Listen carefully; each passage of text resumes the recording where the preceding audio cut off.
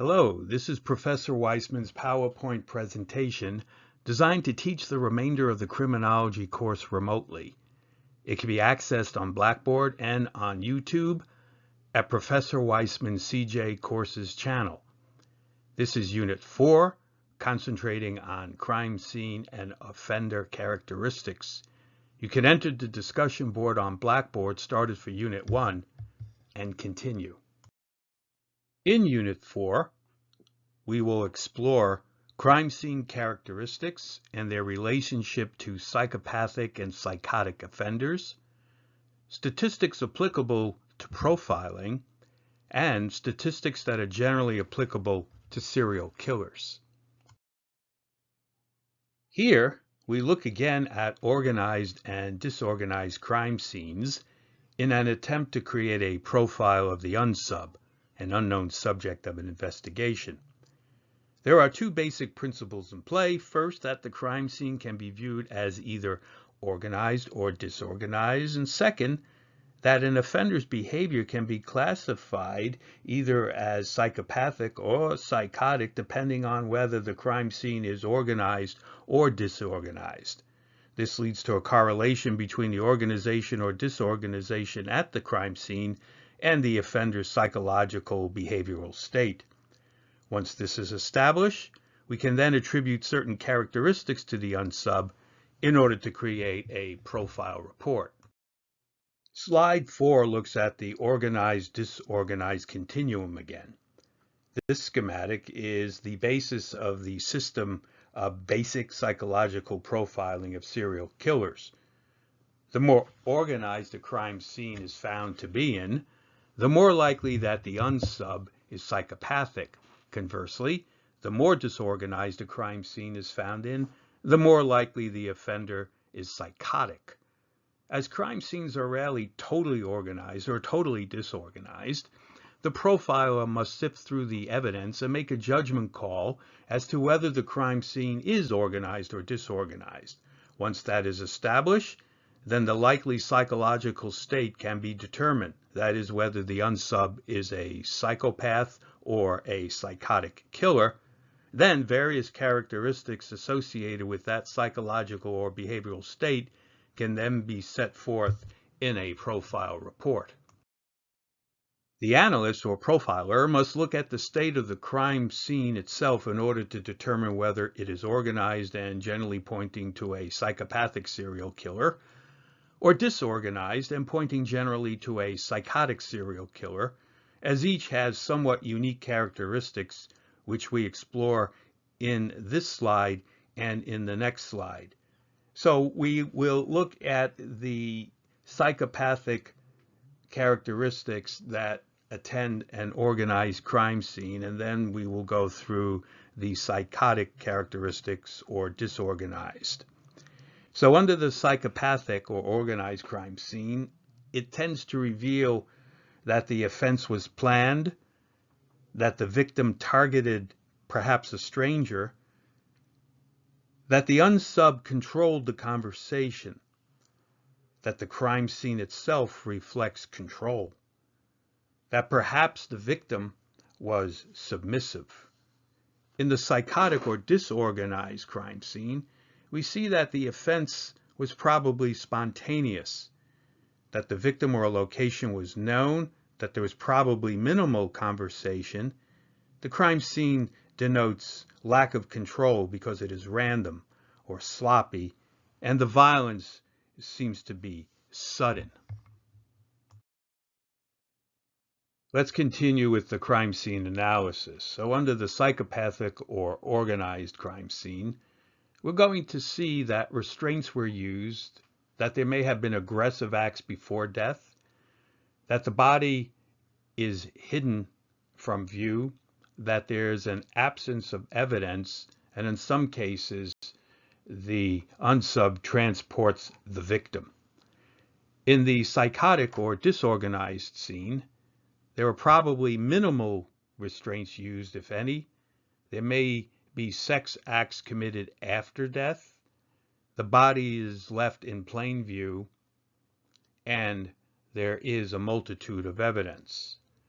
Bear in mind that few, if any, crime scenes, however, are going to fall at one end of the continuum and be either totally organized or totally disorganized.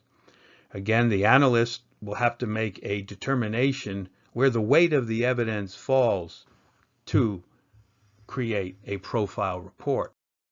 So after the crime scene is characterized, the profiler can then draw upon the typical characteristics that fit the situation and profile the unsub. If the crime scene is disorganized, then it is more likely than not that the majority of characteristics attributed to psychotics can be used. Likewise, if the crime scene is organized, then it is more likely than not that the majority of characteristics attributed to psychopaths can be used. On this slide and the next slide, we will look at the likely offender characteristics based on the crime scene analysis. We will look first at the characteristics of a psychopathic personality, then look at the corresponding characteristics of the psychotic killer. So on the psychopathic side, we note that the characteristics may include average to above average intelligence, that the person can fake social competence or be barely or minimally socially competent. The person can be a skilled worker. The person can fake sexual competence or at least be minimally competent. Generally a high birth order. The father's work could have been stable, and the person could have received inconsistent childhood discipline. With respect to the psychotic, generally the person will be below average intelligence, inadequate social competence, generally unskilled person, sexually incompetent, a low birth order, the father's work was unstable, and the person could have received harsh discipline. On this slide, we continue with the offender characteristics. On the psychopathic side, there's a controlled mood during the crime. There may have been alcohol consumed with the crime. There could have been a precipitating situation stressor. The person can be living with a partner or spouse. The person can be mobile or travel to the scene.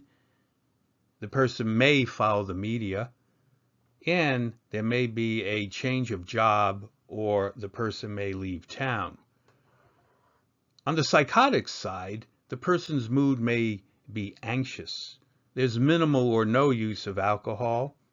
There may be minimal or no situation stressor. The person usually lives alone. The person lives near the scene of the crime or can work near the scene of the crime. The person has minimal interest in following the media, and there can be a significant behavioral change that is a break from reality, which can be experienced at home, at work, while shopping, while just walking in the street, while meeting friends or acquaintances or even strangers. This slide and the next slide, 10, show some interesting, if not alarming, statistics that can be attributed to serial killers. About a third tortured animals as children. About 80% started to steal in childhood. Many learned certain techniques in prison as well as deviant sexuality. Their first sexual deviance was voyeurism. Many are bedwetters. And probably up to 20% are women who simply do not fit the male profiling model. It should be noted that there are those who believe that torturing animals, bedwetting, fire starting, and theft in children and teens might not be signs of potential killers, but reactions to child abuse, neglect, or brutality. In this slide 10, we look at more statistics, including the fact that many serial killers have a history of head injuries or brain traumas. Almost 70% had a history of alcohol abuse within their family. About half had at least one parent with a criminal record. About 40% were sexually abused as children. Almost half had their father leave the family before the age of 12. About 70% were isolated as children.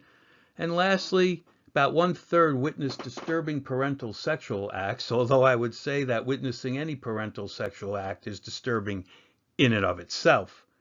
So, for example, if the crime scene is disorganized, your profile could include a person of below average intelligence, inadequate social competence, probably an unskilled worker who is not sexually competent, a person with a low birth order whose father's work was perhaps unstable and who received harsh discipline as a child.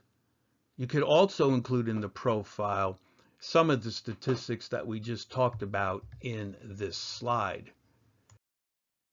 This slide summarizes some data obtained from the Radford University, Florida Gulf Coast University serial killer database.